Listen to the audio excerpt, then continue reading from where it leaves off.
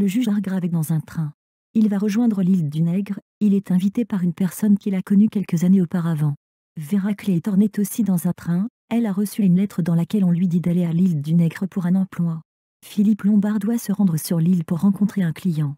Miss Emily Brent a reçu une invitation de la part de quelqu'un qu'elle connaissait, UN. Le général MacArthur est invité sur l'île par de vieux amis. Le docteur Armstrong et Tony Marston conduisent leur voiture. Ils ont eux aussi été invités sur l'île. Monsieur Blur prend le train pour arriver à destination. Presque tous les personnages se retrouvent dans une auberge et ils traversent la mer en bateau. Une fois arrivés sur l'île, ils apprennent qu'Owen aura du retard. Il y a en tout 8 invités et 2 domestiques qui sont Monsieur et Madame Rogers. Les invités remarquent 10 petites statuettes dans le salon. Ils ont tout aussi une comptine de 10 petits nègres dans leur chambre. Cette comptine est la suivante. 10 petits nègres s'en allèrent dîner. L'un d'eux s'étouffa et il n'en resta plus que 9. 9 petits nègres veillèrent très tard. L'un d'eux oublia de se réveiller et il n'en resta plus que 8. 8 petits nègres voyagèrent dans le Devon. L'un d'eux voulut y demeurer et il n'en resta plus que 7. 7 petits nègres coupèrent du bois avec une hachette. L'un d'eux se coupa en 2 et il n'en resta plus que 6. 6 petits nègres jouèrent avec une ruche. Une abeille a piqué l'un d'eux et il n'en resta plus que 5. 5 petits nègres étudièrent le droit. L'un d'eux devint avocat et il n'en resta plus que 4. 4 petits nègres s'en allèrent en mer. Un hareng sort avala l'un d'eux et il n'en resta plus que 3. 3 petits nègres se promenèrent aux eaux. Un gros ours en étouffa un et il n'en resta plus que 2. 2 petits nègres s'assirent au soleil. L'un d'eux fut grillé et il n'en resta donc plus qu'un. Un petit nègre se trouva tout seul. Il alla se pendre et il n'en resta plus aucun. Après le dîner, les invités entendent une voix qui dit de quel crime ils sont coupables. Cette voix provient d'un gramophone qui se situe dans la pièce d'à côté. Les invités apprennent que les 2 domestiques n'ont jamais vu de Monsieur Owen. Ils sont là depuis peu et ils reçoivent leurs ordres par lettre. Les personnages ont tous été invités dans cette île pour un prétexte qui varie selon les individus. Personne ne connaît d'Owen, mais par contre cet inconnu semble les connaître. En mélangeant les différents noms et les initiales, les invités obtiennent le nom Unknown. Le juge dit qu'il a effectivement connu Edward Seton dont parlait la voix du gramophone. Il a condamné cet homme à mort, car les dépositions des témoins montraient que c'était lui le coupable. Vera dit qu'elle a connu Cyril. C'était un petit garçon qu'elle devait surveiller à la mer. À cause de son inattention, Cyril se serait noyé. Philippe raconte que lors d'une expédition, perdu, il a volé des vivres, laissant ses hommes mourir de faim. Anthony raconte qu'il a renversé 2 enfants avec sa voiture, mais que ce n'était qu'un accident. Les Rogers, eux, travaillaient pour Miss Brady, qui est tombée malade et qui est morte malgré leurs soins. Blur a apparemment fait un faux témoignage qui a condamné Landor aux travaux forcés. Armstrong a opéré une patiente en état d'ivresse et l'a tuée. Emily dit qu'elle n'a rien à se reprocher. Les personnages veulent quitter l'île, mais ils n'ont pas de bateau. Il faut attendre que la personne qui vient tous les matins vienne les voir pour pouvoir embarquer avec elle. Anthony meurt d'étouffement en avalant son verre de vin. Le verre a été empoisonné. La nuit, tous repensent à leur passé. Le lendemain, Rogers réveille le docteur. Il dit qu'il n'arrive pas à réveiller sa femme. Le docteur constate son décès. Rogers remarque qu'il ne reste plus que 8 statuettes sur la table. Miss Emily avoue qu'elle a chassé de son toit une jeune fille, car elle était enceinte. La jeune fille s'est par la suite suicidée. MacArthur dit qu'il a envoyé un dénommé Richmond à la mort, car il lui semblait qu'il avait commis un meurtre. Le bateau qui devait venir ne vient pas. Peu à peu, les individus se font à l'idée que le meurtrier est sur l'île. Ils s'accusent les uns les autres. Au moment du déjeuner, Armstrong va chercher MacArthur. Il le découvre mort. Il a été frappé à la tête. Ils s'accusent, encore une nouvelle fois, les uns les autres. Miss Emily monte dans sa chambre pour écrire que la meurtrière est Béatrice Taylor. Rogers remarque le manque d'un rideau. Il se couche et le lendemain, les individus s'aperçoivent de l'absence de Rogers.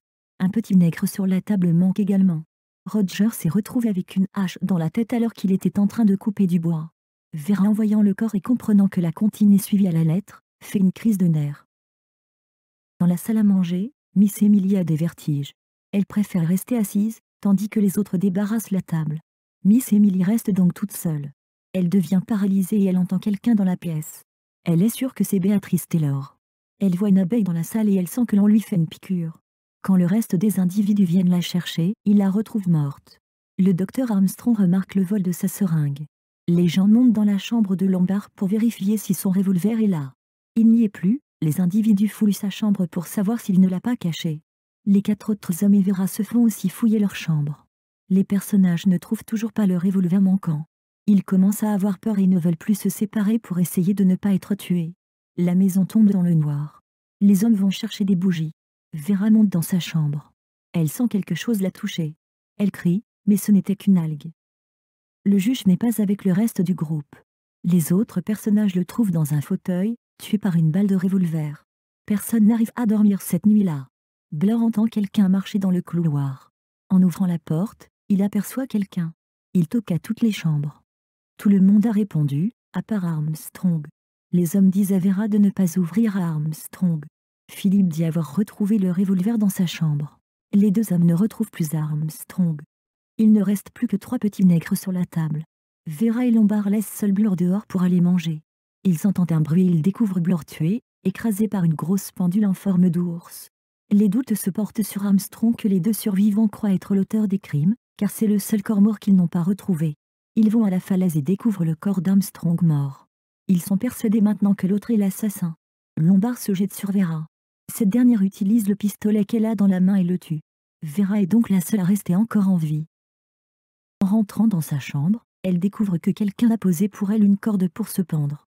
Elle se pend, car elle pense beaucoup au petit garçon qu'elle a laissé se noyer. La police s'intéresse à cette affaire. Ça serait un certain Owen qui aurait dit aux habitants du village d'ignorer les appels au secours provenant de l'île, car ce n'était qu'une expérience. Les Rogers auraient commis une négligence dans les soins de Miss Brandy, et ne l'auraient pas empoisonnée. Le juge Hargrave a envoyé Seton à la mort, mais cet homme était bien coupable. Vera aurait tenté de sauver le jeune garçon noyé et elle ne l'aurait pas laissé se noyer délibérément. Le docteur Armstrong aurait tué sa patiente à cause d'une maladresse. Miss Emily Brent a viré Béatrice de chez elle, mais ne l'a pas tuée. Marston aurait tué accidentellement les 2 enfants. Le général MacArthur aurait commis une simple bévue. Philippe Lombard était un risque tout. Blur était quelqu'un de malhonnête, mais la police n'a rien trouvé sur lui. Après le suicide de Vera, on apprend que la chaise a été rangée contre le mur. Ceci signifie que quelqu'un était encore dans la maison après le décès de Vera. Le meurtrier est en fait le juge Hargrave qui dénonce ces faits dans une lettre. Il dit aimer la justice et détester que des innocents soient condamnés. Pour lui, toutes les personnes qu'il a invitées sur l'île étaient pleinement coupables de leurs actes. Il a orchestré ces meurtres. Il a d'abord empoisonné Marston et Madame Rogers. Il a ensuite assommé MacArthur. Il est arrivé ensuite à faire passer les soupçons de Lombard à Armstrong. Il a tué ensuite Rogers et il lui a volé la clé de la salle à manger. Il a décidé d'aller dans la chambre de Lombard pour lui prendre son revolver. Il a empoisonné Miss Emily Brent. Il a proposé de faire une fouille des chambres, car il savait que personne n'allait trouver le revolver qu'il avait caché. Il a simulé la mort avec l'aide d'Armstrong pour soi-disant mieux pouvoir espionner le vrai meurtrier. Il a profité des cris de Vera causés par le ruban de Goémon pour mettre en scène sa mort. Plus tard, il a donné rendez-vous à Armstrong et au bord de la falaise, il l'a poussé. De la maison, il a poussé un bloc de marbre sur la tête de Blur. Vera, sous la pression psychologique, a tué Lombard. À cause de sa culpabilité, Vera s'est suicidée. Après tous ces meurtres, le juge décide de se donner lui-même la mort avec le revolver, tout en faisant passer cet acte pour un meurtre. Le roman se passe environ dans les années 1940. Les invités débarquent sur l'île le 8 août et ils sont tous morts le 12 août. La série de meurtres aura duré 4 jours, qui paraissent bien plus longs au lecteur. Les individus sont seuls, sur une île dont ils ne peuvent pas s'échapper car elle est entourée par la mer. Il y a un meurtrier sur cette île et peu à peu, il y a des morts dans presque toutes les chambres. C'est pour moi, le roman le plus angoissant d'Agatha Christie. Il est angoissant pour le lecteur, mais aussi vis-à-vis des personnages du roman. Au fur et à mesure que les pages se passent, on sent les personnages de plus en plus paniqués. Au début, ils donnent des explications naturelles au meurtre, une crise cardiaque ou alors une maladie. Puis au fur et à mesure, on se rend bien compte que ce sont des meurtres. Plus tard, on remarque que le meurtrier est sur l'île, qu'il ne s'agit pas de quelqu'un de l'extérieur, mais d'un des personnages sur l'île qui n'a pas encore été tué. La peur monte en crescendo. Plus ils ont peur, moins ils veulent être séparés. Ils ne peuvent plus dormir et à peine manger. Ils commencent aussi à avoir des tics et Vera fait une crise de nerfs. Plus les jours passent, plus ils pensent à leur passé et ils ont des remords. Miss Emily, qui au début se disait coupable de rien, finalement dit à Vera qu'elle est coupable du suicide d'une fille qu'elle avait virée de chez elle. Plus le temps passe, plus le nombre de personnages sur l'île se réduit et plus les individus sont épouvantés. Ils n'arrêtent pas de faire des suspicions. Puis, quand la personne suspectée meurt, ils se rendent compte que ce n'était pas cet individu le meurtrier, alors le suspect change de personne. À la fin, quand il reste plus que Vera et Lombard, ils s'accusent l'un l'autre car pour eux, Il ne reste plus que sur cette île. Les personnages sont tous coupables de quelque chose ou non coupables, cela dépend du point de vue d'où l'on voit les choses. Ils ont tous échappé à la justice pour le meurtre de quelqu'un ou pour une action qui a conduit au meurtre de quelqu'un. Tout le monde donne des justifications pour ces meurtres. Lombard est à mon avis celui qui a le moins de scrupules, le moins de remords par rapport à ce qu'il a fait. Il a tout de même laissé mourir de faim des indigènes perdus dans la forêt. Miss Emily aussi ne ressent aucun remords à avoir viré la jeune fille de chez elle, car elle était enceinte. Marston aussi n'a aucun remords quand il a écrasé les 2 enfants. Pour le reste des personnes, cela reste plus discutable. À mon avis, tout lecteur va classifier l'intensité des meurtres qu'ont commis les 10 personnages. Pour un tel personnage sera le plus horrible et pour un autre lecteur, il s'agira d'un autre personnage. Le côté angoissant de l'histoire vient peut-être du fait qu'il n'y a pas d'enquêteur sur place, Hercule Poirot ou Miss Marple pour les plus connus. Les 10 individus sont seuls sur cette île avec personne pour les aider, personne pour dénicher l'assassin avant qu'il ne tue tout le monde.